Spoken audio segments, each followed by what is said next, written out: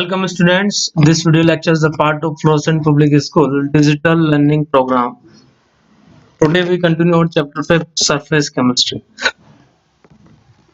This is the last class of this is the last lecture of this chapter. Basically today we finish this chapter and pack up this chapter. So basically today's topic is colloids in our day to day life. Colloids अपने दैनिक जीवन में कहाँ-कहाँ कार्य काम में आ रहे हैं. देखिए ये आपको नजर आ रहा है diagram. Very important diagram that comes again and again in examination. Okay, so you can see here carbon and dust particle that enter from that side. क्या है ये? आप एक बार गेस करिए. What is this? So basically it is a kind of Cottrell precipitator. नाम है इसका Cottrell precipitator. Okay, तो सबसे पहले बात करते हैं क्या है ये. इसका नाम है Cottrell precipitator. दूसरा क्वेश्चन जो से देखकर दिमाग में अराइज होता है, कहाँ यूज किया जाता है. एक्चुअली इसे आप यूज करते हैं इंडस्ट्रीज की चिमनीज पर. जो लंबी लंबी जो ऊंची ऊंची जो चिमनीज होती हैं, एक्चुअली वहां आप इसे यूज में लेते हैं. Third question, what is the relation of that apparatus with this chapter. तो relation is that carbon and dust particle जो यहां से एंटर कर रहे हैं, these are the kind of colloid solution. ये colloidal solution के टाइप है. जब colloidal solution डर्ट और कार्बन मिलकर जो आपका क्या बना लेते हैं, स्मोक बनाते हैं. Smoke is categorize under colloidal state. so basically इसका यहाँ होना बहुत जरूरी है. तो ये कहीं ना कहीं रिलेट करता है चैप्टर से. whenever these carbon and dirt particles are passed through this Cottrell precipitator, तो ये क्या करता है, डर्ट और कार्बन पार्टिकल को चिमनी से निकलने वाले धुएं के साथ मिक्स होने से या बाहर जाने से, एनवायरनमेंट में मिक्स होने से रोकता है. तो Cottrell precipitator is mostly used for the environmental protection. Okay, so this is very important apparatus that fit in the top of the chimneys, inside the top of the chimneys. तो देखिए यहाँ पर एक हाई वोल्टेज जो है supply यहाँ से की जाती है, और ये जो चार्ज पार्टिकल वायर्स हैं इसके चारों तरफ एक कोरोना जनरेट होता है, यानी कि area in which dust particle feel attractive और repulsive forces, that is called corona. तो इसके चारों तरफ एक कोरोना डेवलप हो जाता है, और उस कोरोना के अंदर जैसे ये डस्ट पार्टिकल और कार्बन पार्टिकल आते हैं, अट्रैक्ट करते हैं, दे बिकम चार्ज. ये वाला पार्ट, ये वाला जो वायर है, मान लीजिए नेगेटिवली चार्ज है, ये मान लीजिए पॉजिटिवली चार्ज है, अर्थन है. तो होगा क्या, जैसे डस्ट पार्टिकल यहाँ इस एपरेटस से निकलेंगे, they become charge and attract towards the oppositely charge electrons and they become settle down at the bottom. यहाँ वो सेटल हो जाएंगे. सेटल होने के बाद आप 6 महीने में या फिर इन 1 ईयर आप इसे फिर क्लियर कर लें, साफ कर लें. तो इस तरीके से कॉट्रेल प्रेसिपिटेटर वर्क करता है, और ये कोलोइडल चैप्टर से बिल्कुल रिलेट करता है, कोलोइडल टॉपिक से ये रिलेट करता है, क्योंकि जो आपका स्मोक है it is a kind of colloids. तो इसलिए आपने इसे यहाँ इंक्लूड किया है. It is application part of colloids.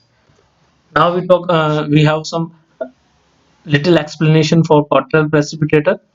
Colloidal system of dispersed carbon particle is present in the Cottrell layer. These carbon particles are precipitated in direct contact with the oppositely charged metallic plates. For the separation in the smoke and the gas which evolve from the chimney are smokeless. Basically chimney से निकलने वाले धुएं को अगर आपको smokeless बनाना है तो आप Cottrell precipitator यूज करते हैं. तो Cottrell precipitator समझ में आया? नहीं आया? डायग्राम आता है एग्जाम में एक्चुअली यहाँ से. Now what is the importance of how we purify this water. ये भी यहाँ कहीं भी जो है, यहाँ भी आप यूज कर रहे हैं colloids को. in purification of the water जहाँ आप यूज करते थे anciently, that is potash alum, that is Fitagreek. तो potash alum is mainly used to purify the water in traditional way. So potash alum can be used for the purification of impure water. Impure water contains soil bacteria etc, and these are considered to be negatively charged impurities और negatively charge colloid. तो ये bacteria, soil, ये सब मिलकर negatively charge colloid बनाते हैं, जो water की इम्प्योरिटी के लिए रेस्पॉन्सिबल हैं. एनी हाउ अगर आप इसे रिमूव कर पाते हैं, रिमूव आप कब कर पाएंगे, जब ये कोगुलेट हो जाएंगे किसी अपोजिटली चार्ज इलेक्ट्रोलाइट से। फॉर एग्जाम्पल इसके लिए आप यूज करते हैं potassium, like potassium contain charges like Al3 plus, which is positively charged, and it combine with these negatively charged impurities and become settle down.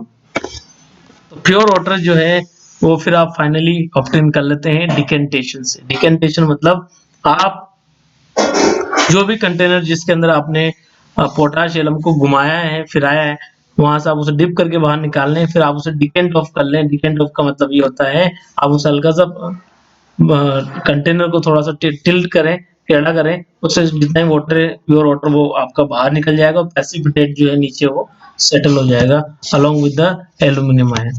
तो इस तरीके से आप किसी भी वाटर को प्यूरिफाई कर सकते हैं इम्प्योर अगर वो है तो, जिसके अंदर इम्प्योरिटीज अगर हैं सोइल की, बैक्टीरियाज की and other things. Now we have a important topic that is river delta.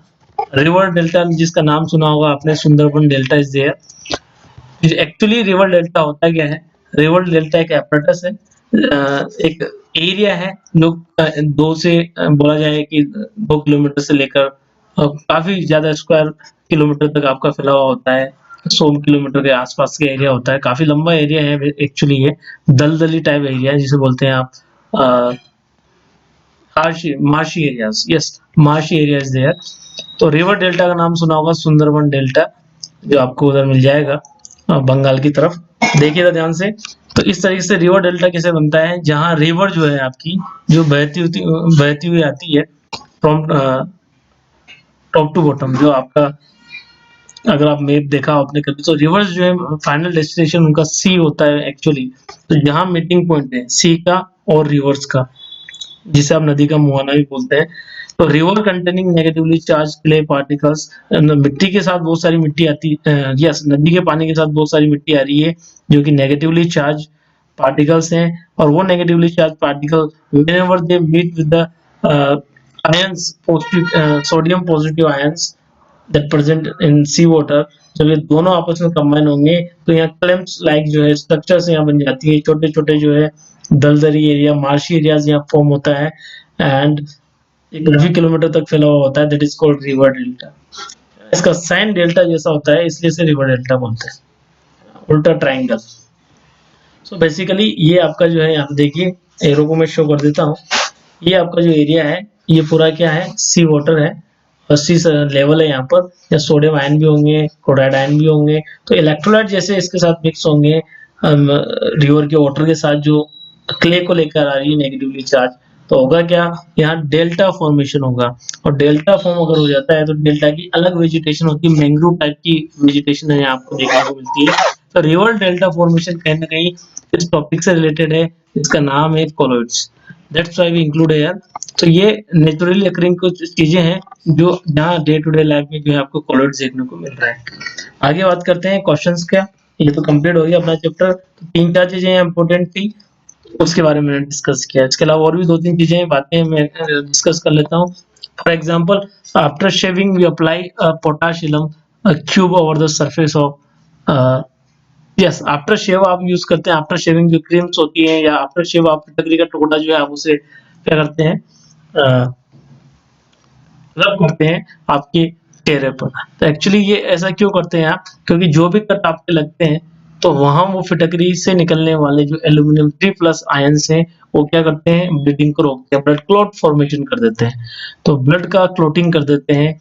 तो ये भी कहीं ना कहीं ब्लड एक कॉलोइड सॉल्यूशन का टाइप है, और जैसे आप फिटकरी आप उसके ऊपर क्या करते हैं, रब करते हैं, तो उससे निकलने वाले Al3+ आयन जो भी है या K+ आयन जो भी है, तो उसे क्या करते हैं, कोगुलेट कर देते हैं ब्लड को, और ब्लीडिंग को तुरंत इंस्टेंट जो है स्टॉप करने का काम करते हैं। तो to prevent bleeding, to form a blood clot, we can use potassium, है ना। तो आफ्टर शेव आप उसे अप्लाई करते हैं। आजकल तो फिर आफ्टर शेव क्रीम्स आने लग गई है, बहुत सारी चीजें हैं। तो एक पार्ट है, ये भी आपको पता होना चाहिए। दूसरी खास बात, आई में जो आपके आई लोशंस जो आते हैं बहुत सारे, जिसका मैं नाम लेना चाहूंगा, आरजी रोल, है ना, और प्रोटोर जी रोल। तो ये दो आपकी ड्रग्स ऐसी हैं जो आंखों में डालने के काम में आएगी। जब आईलिड्स से रिलेटेड कोई इंफेक्शन होता है तो आप वहां इसे यूज करते हैं। They these drugs are also categorized in colloidal state, they are exist in a colloidal form। तो आप कोलोइडल फॉर्म में वो ड्रग जो आप लेते हैं वो आपका क्या होगा, आरजी रूल करके नाम से आता है मार्केट में, तो वो भी देख लीजिए आप। क्वेश्चंस फिर मैंने खूब सारे बनाए हुए हैं यहाँ पर, वो देख लीजिए। Explain why alum is used to prevent bleeding in the wound on the body. अगर कोई घाव है और वहां से अगर ब्लीडिंग हो रही है, अगर आप उसे रोकना है तो you have must apply this potash alum, that will give the instant coagulation of the blood and stop the bleeding। तो बेसिकली जो है आप पोटाशियम का आप यूज कर सकते हैं, because blood is a kind of colloids and it get coagulated with the help of ions that present in potassium।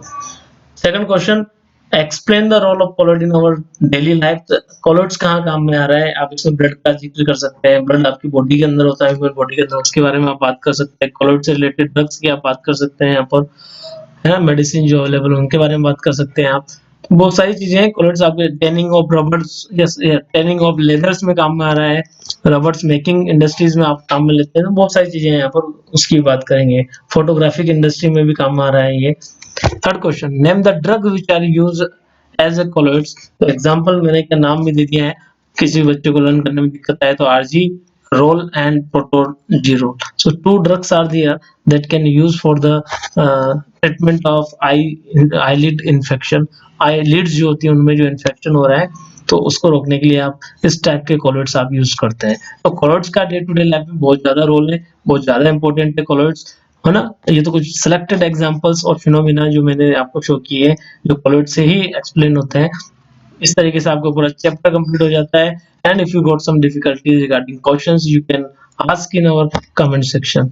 So this is all about today lecture। I hope you enjoy this lecture and have a nice day।